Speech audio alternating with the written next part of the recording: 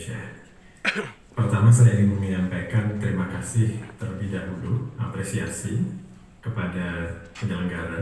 Jadi ini kolaborasi yang luar biasa antara Pusat Kurikulum dan Pembelajaran, Pusat Asesmen Pendidikan, BP3, dan dengan GTK terutama. Jadi terima kasih banyak Bapak Ibu semuanya yang sudah menyelenggarakan acara secara kolaboratif untuk mencapai satu tujuan besar. Ini tidak bisa kita lakukan sendiri-sendiri. Kalau kita jalan sendiri-sendiri, tujuan yang akan kita capai tidak akan bisa tercapai. Juga selamat kepada para calon fasilitator atau pendamping karena sudah lulus dari proses seleksi dan akan mengikuti TOT secara luring di Jakarta ini. Mungkin sebagai pembuka saya menyampaikan konteksnya terlebih dahulu Bapak dan Ibu supaya kita tidak kehilangan gambaran besar mengenai kenapa kita melakukan kegiatan ini.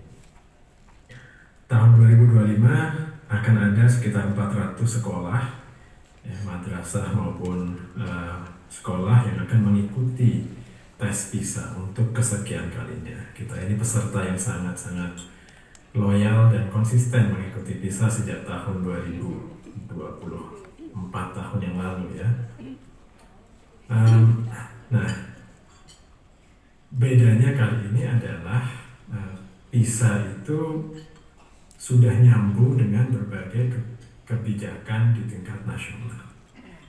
Jadi kalau PISA kita ibaratkan sebagai pertandingan persahabatan di liga internasional,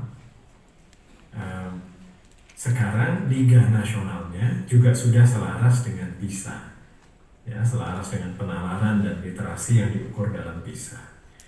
Kalau dulu-dulu mungkin tidak selaras, jadi liga internasionalnya kita ikut PISA, ibaratnya mungkin liga internasionalnya itu pertandingan sepak bola, di tingkat nasionalnya kita pertandingannya sepak takraw. Jadi nggak nyambung antara yang diikuti di tingkat internasional dengan di tingkat nasional. Nah sekarang sudah nyambung sekali.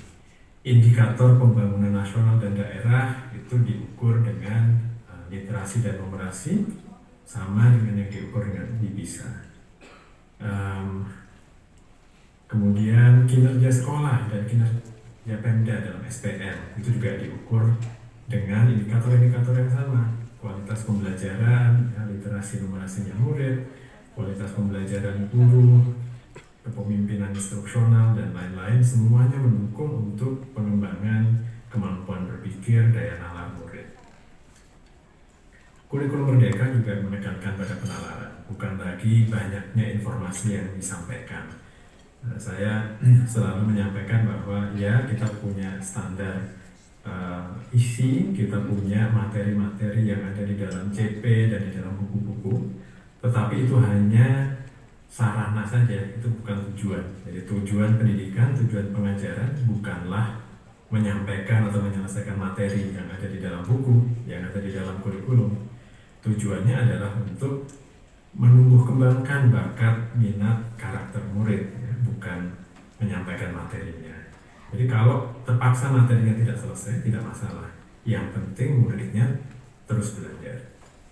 Dan yang dipelajari sekali lagi adalah bukan pengetahuan yang banyak tapi dangkal, tapi kemampuan untuk bernalar menggunakan pengetahuan itu, persis yang diukur oleh PISA. Jadi latihan untuk pertandingan persahabatan di Liga Internasional di PISA itu akan bermanfaat untuk apa yang memang menjadi kebijakan nasional. Nah, ini hal yang sangat penting untuk diingat dalam semua kegiatan persiapan menuju PISA 2025. Jadi tujuannya secara umum adalah betul kita ingin agar hasil PISA-nya optimal, jadi skor kita sebaik mungkin. Ya, jangan sampai ada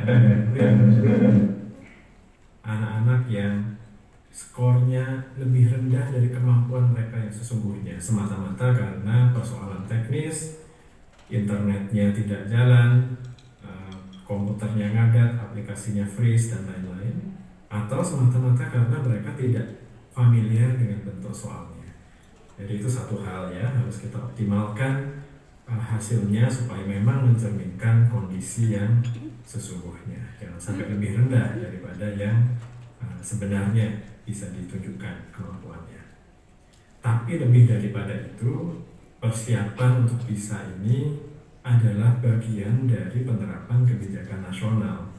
Jadi tujuannya adalah perubahan dan perbaikan pembelajaran di sekolah yang seharusnya terjadi berkelanjutan, bukan berhenti ketika PISA selesai dilaksanakan di awal 2025. Jadi ini mohon sekali lagi diingat-ingat oleh para narasumber dan juga para calon fasilitator.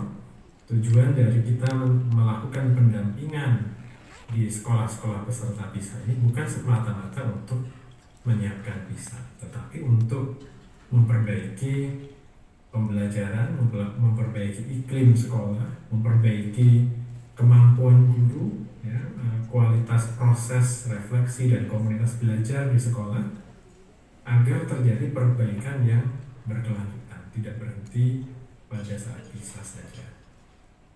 Nah, nanti dalam melakukan TOT maupun pendampingan atau pelatihan di sekolah, karena itu perlu selalu ditempatkan dalam kerangka kebijakan nasional, kaitkan dengan capaian pembelajaran di kurikulum merdeka, agar guru melihat secara eksplisit, secara jelas bahwa ini bukan tugas tambahan, ini bukan beban tambahan yang semata-mata karena kebetulan mereka menjadi sampel PISA, tapi ini memang sesuatu yang harus dilakukan untuk menerapkan kurikulum merdeka, untuk mencapai tujuan-tujuan pembelajaran yang menjadi komitmen kita dalam kebijakan nasional. Ya, jadi sekali lagi harus berkelanjutan, bukan beban tambahan. Dan prinsip yang kedua dalam pendekatan pelatihan, mohon agar Bapak dan Ibu memperhatikan betul kondisi dan kemampuan para guru dan sekolah yang juga berbeda-beda. Jadi kalau di kurikulum merdeka kita salah satu prinsip utamanya adalah diferensiasi pembelajaran didasarkan pada asesmen diagnostik, asesmen awal untuk memetakan kemampuan murid. Ini mohon juga dijadikan prinsip di dalam pelatihan dan pendampingan untuk para guru, karena kita tahu ragam kemampuan dan kondisi sekolah juga sangat-sangat berbeda-beda. Saya rasa itu yang bisa saya sampaikan, perlu saya sampaikan sebagai pembuka. Selamat belajar Bapak dan Ibu, moga-moga semuanya berlangsung dengan lancar, semoga mendapatkan ilmu yang bermanfaat, strategi-strategi yang aplikatif untuk diterapkan sebagai pendamping kepada guru dan sekolah sampel PISA ini. Dengan mengucapkan Bismillahirrahmanirrahim, saya nyatakan secara resmi pelatihan untuk pelatih atau TOT implementasi kurikulum merdeka ini secara resmi dibuka.